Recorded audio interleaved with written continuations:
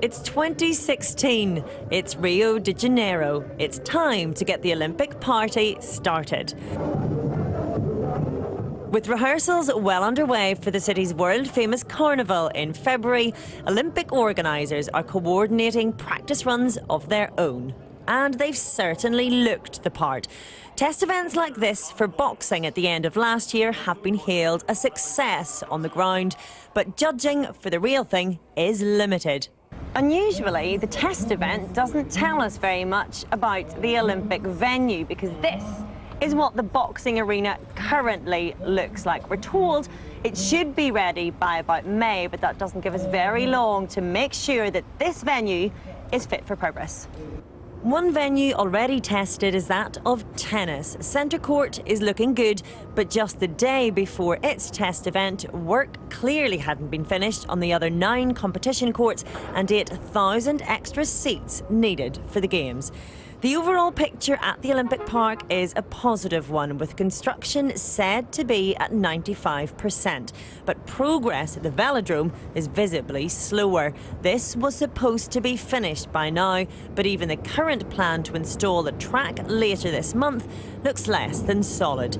In contrast, the Olympic golf course is looking ready for its starring role in high definition. And yet, it had been beset by delays for years. As you filmed today, the golf course is in a presentable manner. Is it ready for a golf tournament? No, it isn't.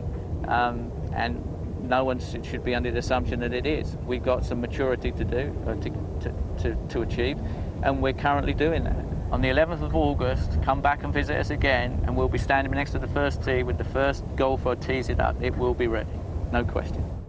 Questions do hang over this facility, Brazil's new drug testing laboratory, after its previous one was deemed to not be of Olympic standard.